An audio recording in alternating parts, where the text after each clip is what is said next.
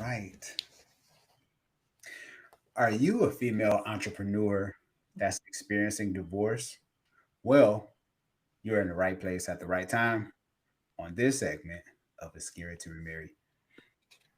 Today's guest is a special guest, and this is her first time on the platform, and I'm excited to have her on the platform today. So let me introduce you, and we're going to jump into today's topic. Today's guest is an entrepreneur and host of Mom to Mogul podcast.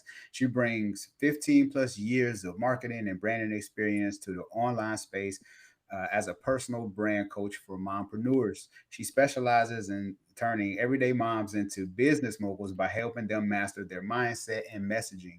Most well known for her Mom to Mogul coaching program, she also helped more than 350 women launch businesses and helped 15 more achieve full-time entrepreneurship. When she is not serving her clients, you can find her creating content that inspires millennial moms to have it all by sharing her life on Instagram and TikTok, where she's garnered more than 40 million views and 150,000 followers across platforms. And she is a mom of three that resides in Florida. Brave Hearts community. Let's show some love to Jasmine Chanel. How are you doing this evening? I'm doing well. Excited to talk to you. Yes, thank you once again for being a guest. We're going to jump into today's segment. And I want to ask, what helped you rebuild your confidence after divorce? So that's a big one because a lot of times for women, we lose ourselves in marriage. And then when that picture kind of goes away, you lose yourself even more. I just kind of looked at the process a little differently than the average person. I'm like, okay, this is my chance to pivot, to create a new life for myself. That maybe looks different than maybe what I had pictured. And so for me, the biggest thing was my faith, really like spending time, like pulling away the layers. Who am I when I'm not a wife, not a mom, not a business owner? Who is the person inside? And really just kind of rediscovering my identity in Christ and kind of working through that process step by step. And knowing that, even though the process was hard, it may not necessarily have been a mistake. This is something I can learn from, Mm, something I can walk away with some experience and wisdom and kind of rebuilding my confidence from there, knowing that I'm not starting all the way over, but starting over from a place of experience. mhm. Yeah, I love that. And so I wanted to ask you too, while we're here, why do you feel that so many wives, lose themselves in marriage? Because it seems like a lot of guys don't do that, but it happens Right. to a lot of us. Why do you think, in your opinion? Yeah, I think we're socially conditioned that way. So from a very young age, you watch the Disney movies, you watch the different fairy tales, you read the stories, and it's always the woman is saved by the prince, or she got married and had children, she lived happily ever after. And so we're conditioned to believe like this is a large part of your identity, this is a prize, this is something that you should aspire to. And so when that is right, in your lap, you kind of put some of your ambitions and other things to the side to focus on this role because it's almost like this prize you've been striving for a long time. And so I think many women just dive head first into marriage and being a mom. We give our all to it, and then you can look up years later and realize that there's no more of you left, and you kind of have to rebuild that process from scratch. Hmm. Yeah, because that can be challenging at times. I mean, I can imagine. How long were you married?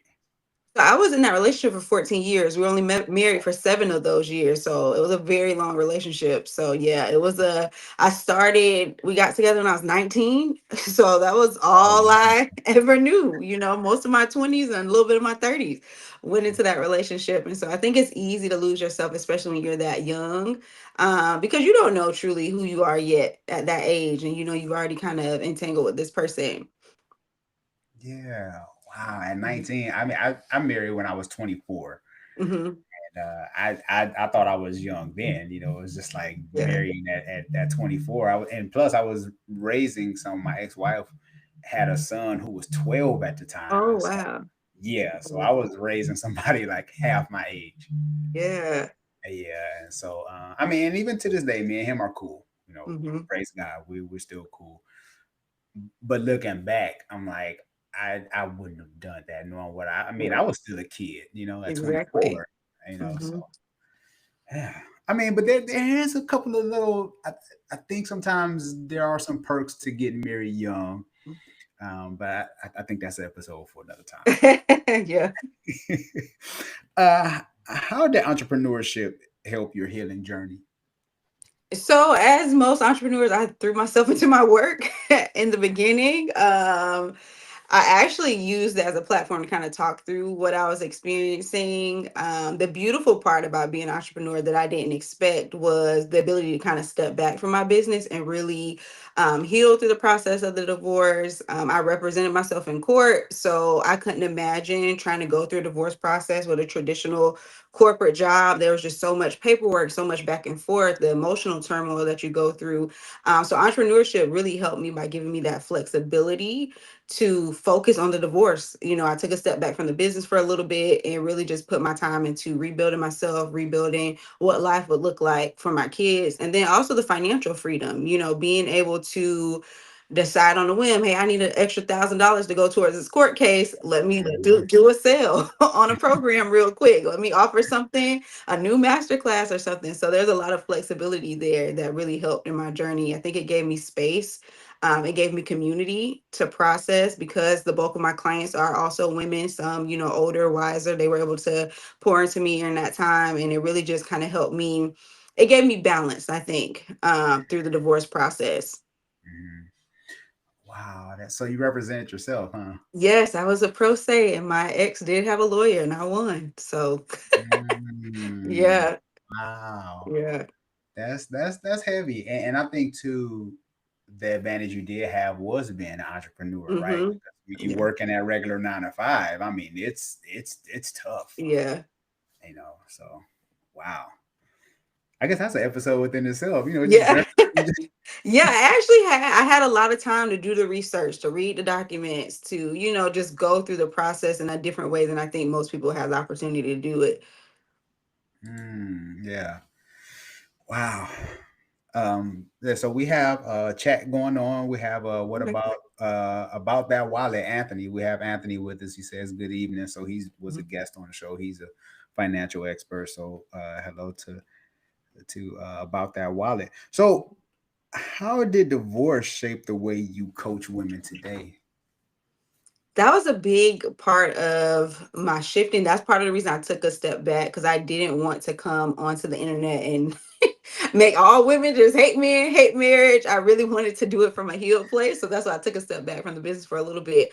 But it really gave me more confidence in what I was already teaching. So helping women start businesses not only allows them to have that financial freedom and independence from their corporate job, it also allows them, if they did want to walk away from an unhealthy relationship, they could build that cushion through entrepreneurship. It also helped me teach women not to go so deep into their work where they miss out on all the things that are happening. Like your marriage could be slipping through your fingertips if you're spending all your time on your business and not paying attention to what's going on with your home. Same thing with raising children. If you're spending so much time, trying to build this dream on the side and you're not paying attention to your children, then what's the overall value of it? So it really helped me also provide my clients a more balanced view of, okay, I know we want to have it all, but Hmm. do we need to have it all right now at the same time? And I moved away from this hustle, grind, mindset to really teaching people to focus on harmony, not balance, because balance is unrealistic. As a mom, as a wife, you're not really going to have balance, but you can have harmony where there's going to be seasons where you focus more on the children, the family, the home life, and there may be seasons where you're focusing more on the business, but making sure that those skills, have some harmony and some alignment, not just, focusing solely on your ambitions. So it really just informed how I coach women. Also, coaching them around giving themselves compassion, Hmm. to know the things they don't know yet, to not think so far ahead that they are missing the present. It allowed me to really help them center themselves in the now, and like, what does business look like for me right now with this toddler at home versus what business may look like for you when you have a high school graduate or you're empty nester. So just giving people a little more focus. Hmm. Do you think it's more acceptable uh, for men to say go hard on their dreams opposed to a wife? Do you think that's more acceptable within a marriage? Yeah, I think in society in general is more acceptable. Now, in the home and what's actually happening at home between husband and wife, I think that it comes down to values. It really comes down to, for that particular couple, what is their value? What is the vision for the family unit at that time? There are going to be seasons where somebody needs to be grinding. We both can't just be over here chilling. But there's going to be seasons for that. And I think, again, it comes down to your values. If, you know, being wealthy is not a super huge thing on the person's list, then for that family in that household, that may not be the thing. Both people may want, careers that allow them to both be home, both be actively participating in the child rearing and things like that. So Mm, socially, I think it's more acceptable for men to grind a little harder. But in general, I think it comes down to the couples and the dynamic of that specific household. mm-hmm. Yeah, I love that. Yeah, because Mhm. it's all about the communication and Yeah. what are our plans? What do we plan Hmm. on achieving? Yeah, Hmm. that's good because when it's not communicated, that's when the wheels start to fall off because Right. somebody get overly ambitious, Uh-huh. and then all of a sudden it's just like, how do we get here? Right. Jeez, we got to be challenging. Yeah, communication rules the nation. I always tell people, Hmm. even though sometimes your boy be struggling with it. To be honest, I'll be struggling sometimes. Who did you rediscover yourself to be after divorce? That's a good question. The funny thing is, I think I went back to who I was before marriage after divorce. So it wasn't a brand new discovery. Mm, I think she just kind of got squished in the roles of mom and wife. So I've always been ambitious, creative, all of those things. But divorce has allowed me to express that in a way, or, coming out of a marriage has allowed me to express that in a way that is unfiltered, in a way that is wrapped in my values in a way that allows me to, have my freedom. I didn't know while I was married or as I was younger, I didn't know that freedom was my number one value. It wasn't until I was going through therapy before divorce and post divorce that I realized my number one value is freedom. In my day to day life, I was not free. So I was always butting heads. The marriage was always bumping up against who I really genuinely was. And so I had created the freedom in entrepreneurship. I had created the freedom in motherhood because I was a homeschool mom. I had all the freedom. The only mm, place I didn't have freedom was in the marriage. And so post divorce, it feels more like I've got a full expression of myself that was always there, that maybe was missing through the context of marriage. mhm, mhm. Wow. We have a question from Mhm. Anthony. He says, what conversations would you recommend the couple to have before getting married so that divorce is easy? Yes. So values, values, values. The number one thing that I've walked away from going through divorce and coaching people over the last couple years is your life comes down to your values, and people's values are pretty static. They don't change a Mm, ton over time. I think we had a lot of surface level questions. We did premarital counseling with our pastor. We did all the steps that we thought were necessary to make sure we were prepared for marriage. mhm, But I think the expression of those values look different. If both of us say, yes, we value generational wealth, for me, that may be being a millionaire and not being tied to a job and being able to travel freely. For the other person, that may mean, being able to go on a vacation twice a year. mhm, Those are two different expressions of the same value. And I think when you don't have those detailed conversations around what does this value look like in practice, it makes it hard to wake up and realize, like, oh, wait a minute, we're not on the same page. And you can't figure out why, because on paper, it looked like we're on the same page. You wrote down generational wealth on your paper. I mhm, wrote down mhm, generational wealth on mine. It looks the same, but the expression looks different. And so I can look back now and see that we were not on the same page when it came down to our core values. There were things that are core to me that I probably bent on in order to make the relationship work. And then also on the other side, there are things mhm, that were probably core values that he bent on. When I think when it's your person, there's compromise, but those core things are expressed similarly between both people. mhm. Yeah, that has to be kind of catchy. Yeah, I'm interested the way you said that, like the way Mhm. you define generational wealth, because Mhm. you could be saying the same thing, Yes. but if you aren't having the in-depth Mhm. conversation, like you said, and I'm even learning, I remarried, and matter of fact, we had our 8-year anniversary yesterday. Oh, congratulations. Yeah, thank you. And so I'm thinking the conversations we had, I could see where we got tripped up in Mhm. communication because I didn't take the question further. Mhm. I might have asked the basic question, but Yeah. didn't expound, hey, what do you mean by fill in the Mhm. blank? Yeah. And just kind of taking that answer and be like, oh, okay. You know. Yeah, and I think that's where premarital counseling leaves a lot of, especially young couples, kind of lead us astray because you do have those conversations, but if it's not in depth, if it's not like you said, what you mean about it, people always say communication, communication. What does really good communication look like? What does that look like in practice? What are the layers to that? I think the average couple hasn't explored that well enough to know, to ask those questions in the dating phase. Mhm.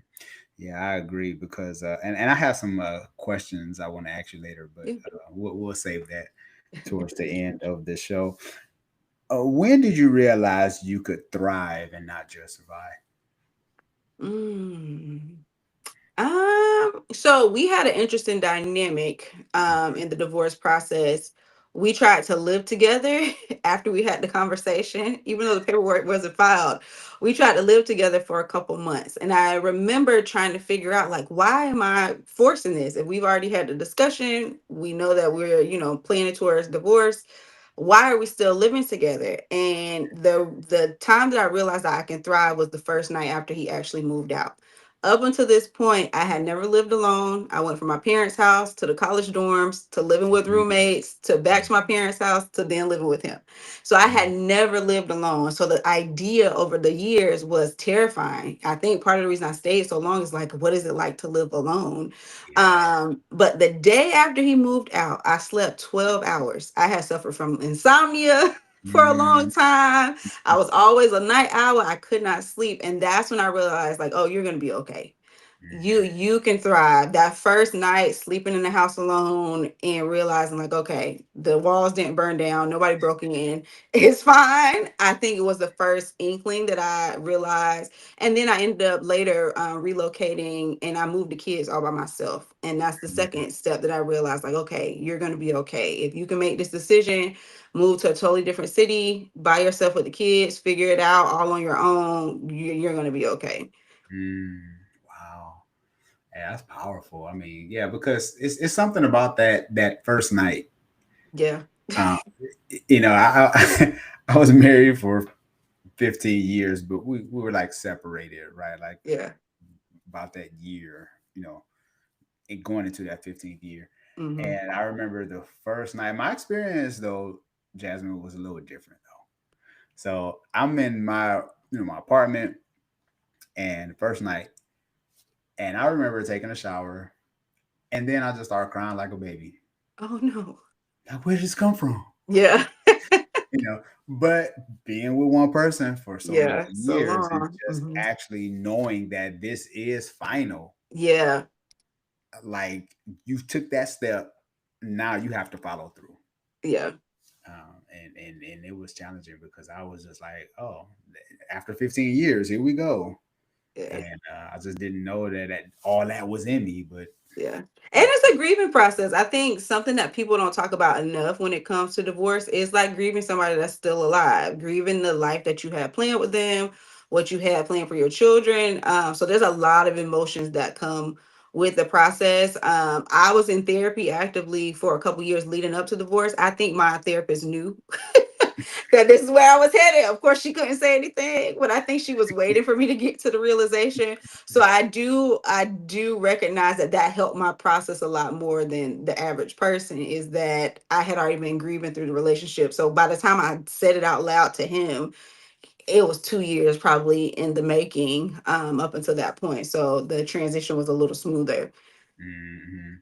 Yeah, I stayed in my marriage, and the Brave Arts community. No, we have another question too, Okay. but my ex-wife, I remember she asked me, she was like, "You don't love me anymore." She was like, Mhm. you, I, I do, yeah, yeah. But Jasmine, this is like 5 years into knowing that the marriage was over, like, Oh, wow. or the last 5 years. I'm sorry, Yeah. the Uh-huh. last five. So Yeah. after year 10, it was just like I didn't want a quote unquote disappointing guy, right? Yeah. Mhm. I'm like, here I am teaching these people in marriage Yeah. classes, and I'm leading these marriage ministries, and here it is, I'm going through a freaking divorce. And so I Right. was just like, oh my God. So yeah, I stayed 5 years longer than I should. Wow. Yeah. So yeah, That's a long time. 5 years. long time. And I knew it was over, but Yeah. trying to be faithful, Mhm. no shade against my ex or anything, but I was just Yeah. trying. The question is, how do you support yourself financially to prepare to move out with the kids? So this is huge. And part of the reason I coach women on making money is because you have to know how to make money on demand. I think at Mm, this century demands that of us. 2025 demands you to know how to make money on demand. mm, And so for me, luckily, I had always run the business. At that point, I think I was in business maybe 7 years. No, I'm at 7 years this year. So at that point, I was in business like 5 years. And so I had already been, I'm actively a saver, again, going back to that values conversation. I knew I was going to be all right because my values were always keep savings. mm, My ex was a spender, I'm a saver. And so that transition looked a little different for me. Now, it was difficult, obviously, from going from a two income household to one, but I always lived below my means. I know how to go back and get scrappy. I know how to sell stuff on Facebook Marketplace. When I went to move out, I sold half of the stuff in mm, our apartment, mm, preparing for the transition. And so I think just knowing yourself well enough, what is your baseline? A lot of women think they can't do it on their own, and most of the women I coach are highly successful. They're attorneys, doctors, they make good money, and they're terrified of the financial aspect of making that transition. And I tell them, sit down with your real deal bills and write out, and they find that they're covering the bulk of the bills, some of mm, them, or they have the means to cover it if they needed to. So I think I tell people, look at what your baseline. If you cut out Netflix and eating out, what is your baseline, food, water, gas, those type of things, budget, and looking at what that number is and being realistic and saving that amount on a consistent basis. So definitely prepare. For those women who want to make that transition, I say don't do it on a whim. It's going to cost more than you expected to cost. It's going to take longer than you expected to take a lot of time. So just being prepared if that is something that you have coming up. yeah. Yeah, because that could be scary, like Yeah. starting over and you Hmm. going from two incomes to one. I've Yeah. been there, right? Hmm. And so that could be challenging. I want to ask you too, do you think more people struggle financially because they live above their means, or is it just that the cost of living is expensive? What is your take on that? If you would have asked me this question 3 years ago, I would have said because they live above their means. Now in 2025, things are expensive. Life is expensive, but how much do we really need? Mm, When you really sit down, like, do you need another pair of shoes?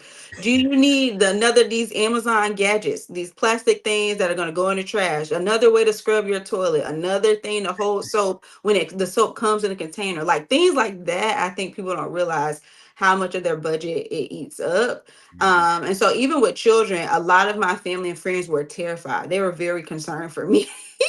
And I'm like, it's fine. And they were like, well, no, what about the kids? And I'm like, y'all don't know how to save. We will eat rice and beans until we figure it out if we have right. to. Yeah. Thankfully, God's provided and we didn't have to. But I think it comes down to, like, if the rubber hits the road, all those luxuries have to go to the side. And, like, Mhm, really, how do you keep a roof over your head? So I think the average American lives way beyond their means, on mhm. top of it being expensive. So this is even more why it's more important at this time in history to live below your means because things are so expensive. Yeah. Oh yeah. I remember I was talking to my niece one day, and she said, "Uncle, I don't even know what I got coming to the house. I just got packages." Hmm. And I was like, "Yeah, Yeah. yeah." So how do you balance ambition and self-care as a single mom? So one of the beautiful things about divorce is co-parenting. So the kids being away, I went from the kids being with me 24/7 because I was a Mhm. stay-at-home mom and trying to run the business, to now having, 2 weekends a month to myself. So really leveraging that co-parenting time has helped. I started exploring what are my hobbies, getting to know who I am outside of those roles of mom and wife, and spending those weekends doing that. Pouring into my friendships has also been a major part of this season of self-care, and then also being more involved in my church. I think a lot of Mhm. times people hate their single season or they're in a rush to get out of it, but the amount of time you have when you are not in a marriage or maybe parenting yet, there's so much time you can be pouring into yourself, pouring into others, serving others. And so I've been able to kind of balance that out with those kid-free weekends. Mm. Yeah, that's a beautiful thing to be able to leverage that because Yeah. some single moms, they don't even Yeah. get that luxury of Right. even the Hmm. dad being responsible, Right. and it's just like, oh, I'm just stuck with these kids, like, Hmm. and I guess that could be a topic too, Yeah, you got to build your village. for Mhm. real, yeah, Mhm. and yeah, and in this day and age, the village is still as important Village. as it was, you Yeah. know, Hmm. yeah. So, what's the biggest myth about life after divorce? I think the biggest myth is, what's the biggest myth? I think is that it's scary and your life is over. Mm, I think I was more afraid of divorce than any other thing. Like, and actually, I take that back. It wasn't even divorce that I was afraid of. It was single motherhood that mm, I was afraid of. And I think we paint this big scary picture that if you're a single mom, you are struggling. And God forbid you have more than one kid, there's no hope. It doesn't matter how much money you make, the picture is always painted. You're going to struggle. And that was not my experience. It was rocky in the beginning because again, that's a transition. But my experience is that I actually have more to give to my kids as far as time, as far as presence. I'm in a healthier mental state without the pressure of an unhealthy marriage. I mhm, think another big myth is that you're never going to find love again and that it's just horrible out here. And that has not been my experience. It has been more of this has been the opportunity for me to, one, meet God in a new and more intimate way.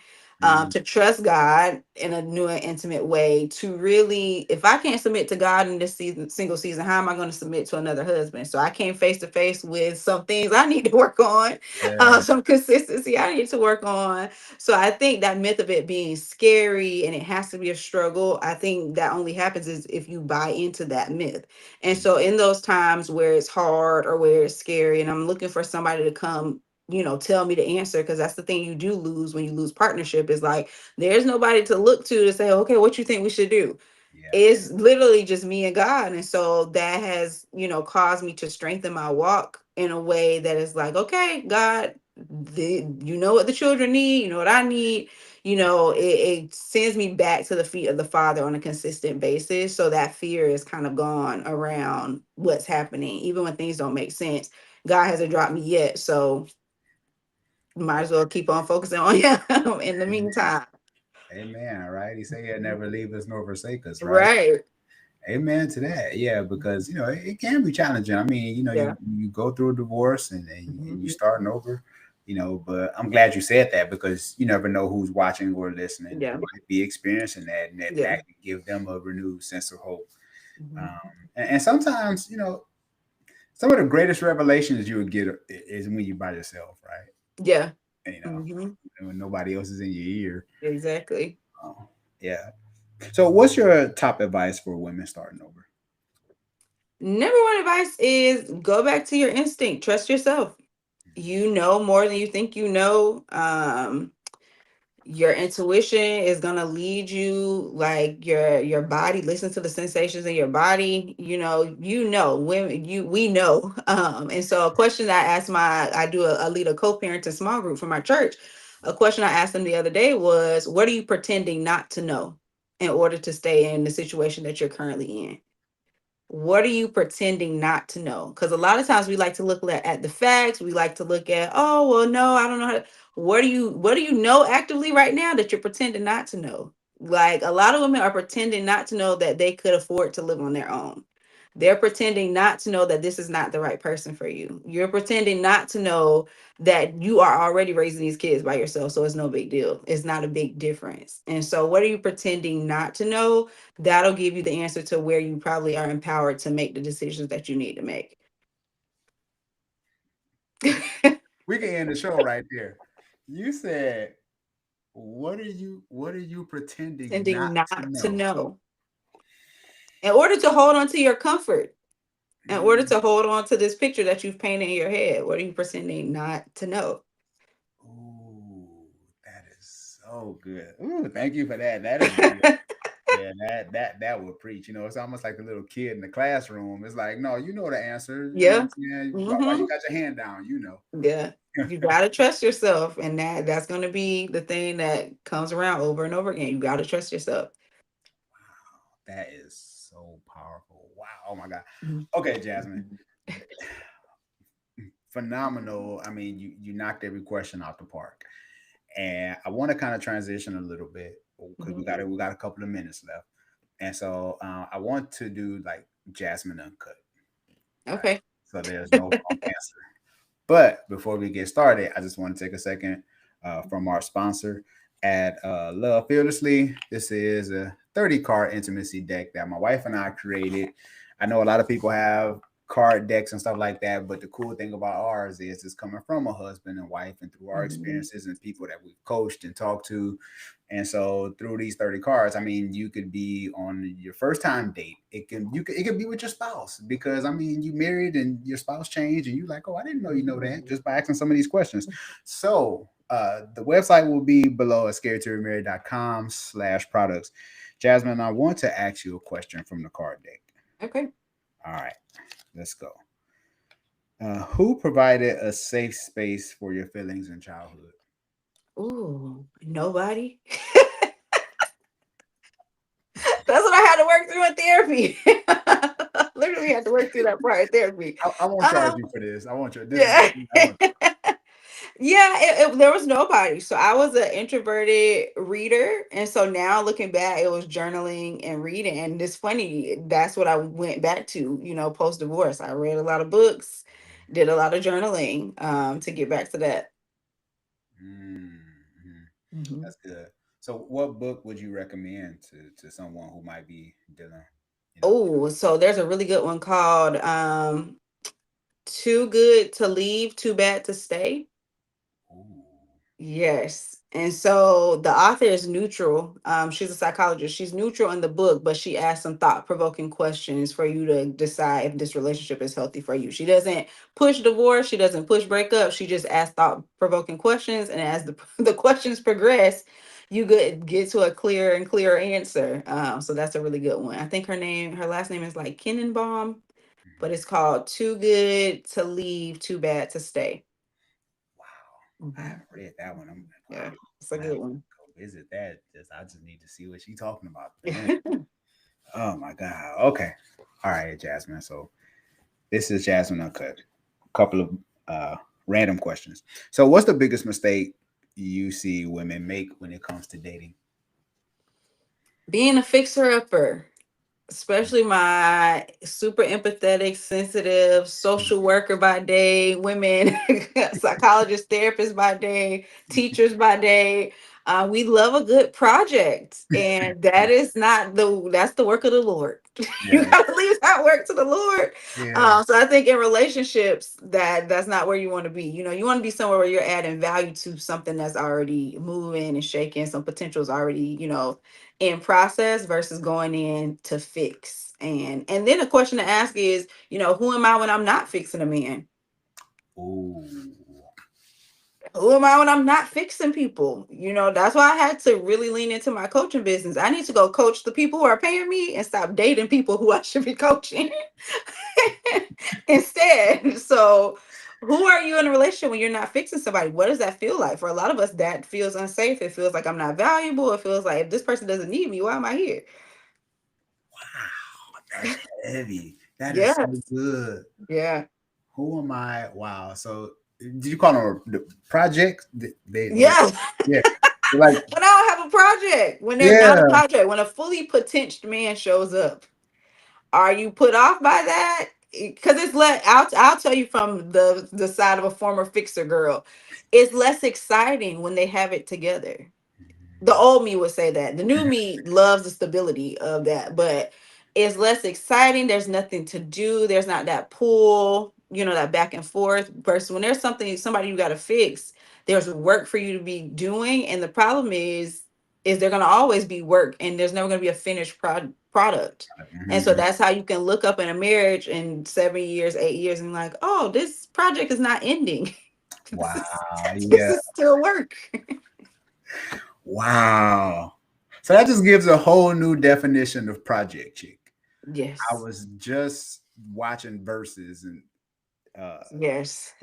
anyway, that was a bad joke. But anyway, I just you said No project more chick. project chicks. No more project chicks. Okay, I'm done.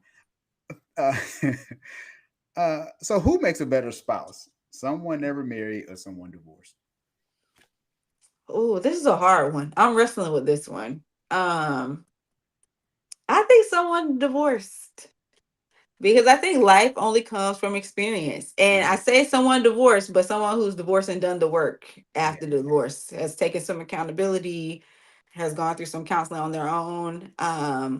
Because in the little small dab of dating I've done this year, those who have not had the experience of marriage, they're just different. The perspective is totally different. They have no idea the amount of work that actually goes into it. Mm-mm. And so everything is spoken from a place of maybe an imaginary versus some people who've been through the fire. Is like they kind of know what they want. They know, what this actually takes. Yeah, yeah, I hear you.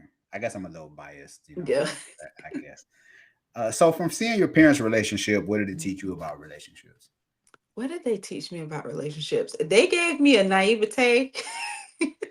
So I genuinely thought my divorce was going to be easy because my parents divorced, but I still saw my dad every day. He picked us up from school. He was always at family dinners and Thanksgiving, all of that. So I genuinely thought, oh, okay, it's like a friendship break. Like I thought it was going to be, you know what, we tried, it didn't work.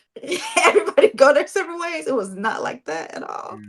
And Mm, so what they taught me, I think, was a rose-colored glass version of relationships. Like, oh, okay, it doesn't work out, but we can still be friends. And not necessarily. That's not always true. yeah, I hear you. Oh man, the parents' relationships. Yeah. So what's harder for you to say? Is it A, I apologize, B, I need help, C, I love you, or D, I was wrong? Definitely I need help. I'm working on that. Definitely I need help. It's harder for me to say. Yeah, yeah. Yeah. Just more of independence and just knowing More like independence. mhm, Yeah. I know how I want it done. yeah, And people are disappointing, mm, unfortunately. Even yeah, when they try. Even when they try. So I'm really working on that. I'm working on allowing people to help me. yeah. Mhm. I mean, it's because and I get it, totally get it. But when you get someone in your life to help you, and there's no backlash or there's Mhm. no one up or anything like that, it's Mhm. definitely a beautiful thing for someone Yeah. just to genuinely help you just Yeah. because. And it does Mhm. take a level of vulnerability too, right? It's Yes. like, can you help me? It's like you feel like you six or something. I don't Right. know. Last question: is it easier to love yourself or someone else? At this stage it's easier to love myself, just because of the work that I've done. I think I ran from that work for a lot of time by loving other people, but when I shifted the love that I was giving other people into myself, what has come out of it has been something that's so fruitful. Love it, love it. Mhm. Wow. Well, those are all the questions. Oh, cool. Yeah, you knocked it out the park. Great introspective questions. So this has been a phenomenal Mhm. episode, Jasmine. Thank you so much for taking some time out of your busy day to be a guest. Thanks again. This has No definitely problem. been a great episode, and always feel free to come back. Yeah. I'm just the inbox away. Okay. Uh, so, can you let everyone know how they can get in touch with you? Yeah, so I spend most of my time over on Instagram. So you can find me over there at underscore Jasmine Chanel. Or you can visit www.jasminechanel.com. Mm, all right.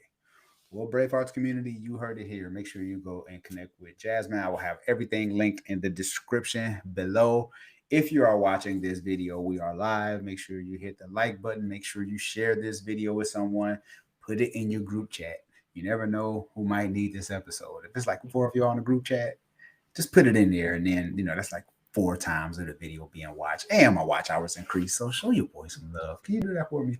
If you are listening to this via podcast, make sure you leave a rating and review on Apple Podcasts. By doing so, it puts you in the drawing for a free Amazon gift card. Who doesn't like free stuff?